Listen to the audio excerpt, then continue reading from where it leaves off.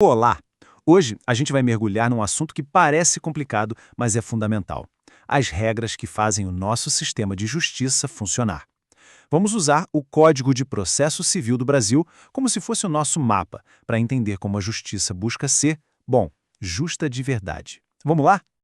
Já pararam para pensar o que impede uma disputa legal de virar uma bagunça completa? Como é que se garante que no final de tudo o resultado seja o mais correto possível? A resposta para isso, na verdade, está num conjunto de regras, regras bem claras que organizam todo o jogo. Então vamos começar por aqui.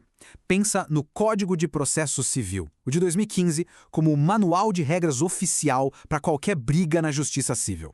É ele que coloca tudo no seu devido lugar, sabe? Define como jogar, quais os limites e o que se pode esperar. E no coração desse manual, tem uma promessa muito importante. E essa promessa é o tal do devido processo legal. É basicamente a grande garantia de que ninguém vai perder seus direitos sem um procedimento justo que valha para todo mundo. Mas essa ideia, na verdade, tem duas faces, e ambas são super importantes.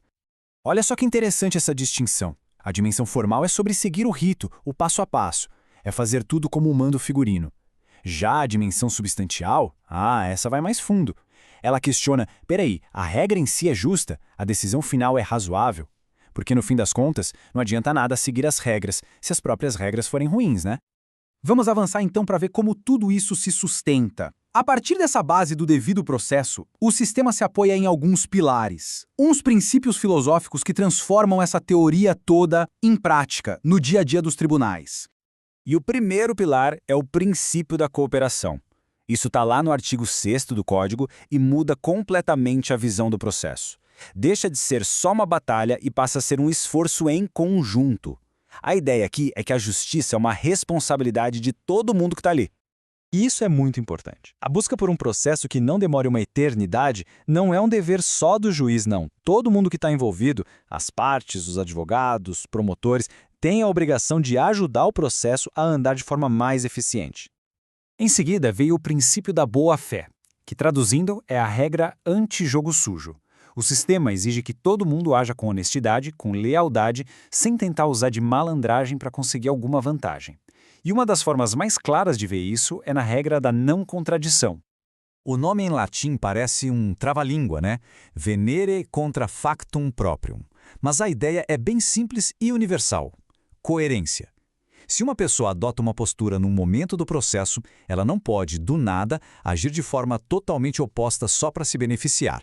Isso protege a confiança e a estabilidade dentro do processo.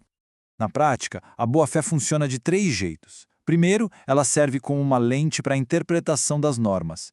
Segundo, ela atua como um freio para ninguém abusar dos seus direitos. E terceiro, ela cria deveres que nem sempre estão escritos na lei, como ser leal e claro nas informações. Ok, os princípios a gente já entendeu. Mas, na prática, como é que o sistema decide qual juiz vai cuidar de qual caso? Isso nos leva para uma outra questão fundamental, a da competência. Competência, de forma bem simples, é a delimitação do poder de julgar. Pensa como se fossem especialidades médicas. Se o problema é no coração, a gente vai num cardiologista, certo? No direito é parecido. Para uma questão de família, o caso vai para uma vara de família. É uma forma de organizar tudo para garantir eficiência e a melhor decisão possível. Então, o ponto central aqui é que existem 2 tipos de regras de competência. A absoluta é super rígida, é uma questão de interesse público, não dá para negociar. Agora, a relativa, que normalmente tem a ver com o lugar onde o processo vai correr, essa é mais flexível, porque ela protege interesses mais particulares. E para dar estabilidade ao sistema, existe o princípio da perpetuatio jurisdictionis. O que isso quer dizer? Que uma vez que o processo começou, o juiz competente, em regra, não muda mais, mesmo que as coisas mudem depois. Isso evita que o processo fique pulando de um tribunal para o outro, o que seria um caos.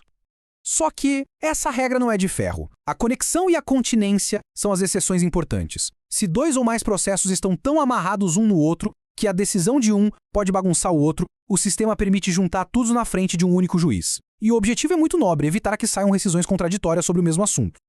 Agora vamos focar um pouco no elemento humano. Porque as regras não funcionam sozinhas, né? Elas são aplicadas por pessoas. E o sistema impõe deveres e limites bem rigorosos para esses atores principais, tudo para garantir que o jogo seja imparcial. Dá uma olhada no kit de ferramentas do juiz.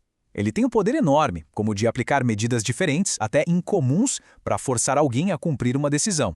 Mas esse poder todo é equilibrado por limites muito claros. Por exemplo, ele não pode dar mais prazo para algo que já venceu.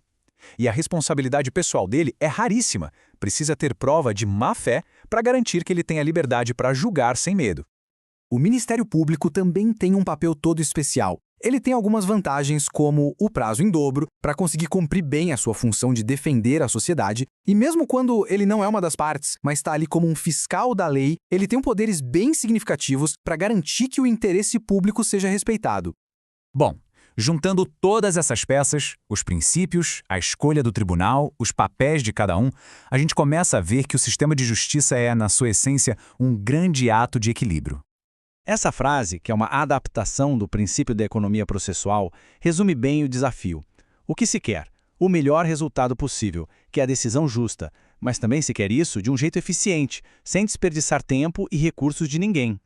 E é exatamente aqui que mora a grande tensão de qualquer sistema de justiça. Todas essas regras que a gente conversou são, na verdade, mecanismos super complexos, desenhados para tentar resolver esse dilema, como ser rápido e, ao mesmo tempo, ser justo. E olha, não tem resposta fácil para isso.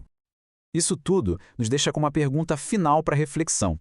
Será que a busca por mais velocidade pode acabar atropelando a justiça? E como é que se constrói um sistema que consegue entregar as duas coisas?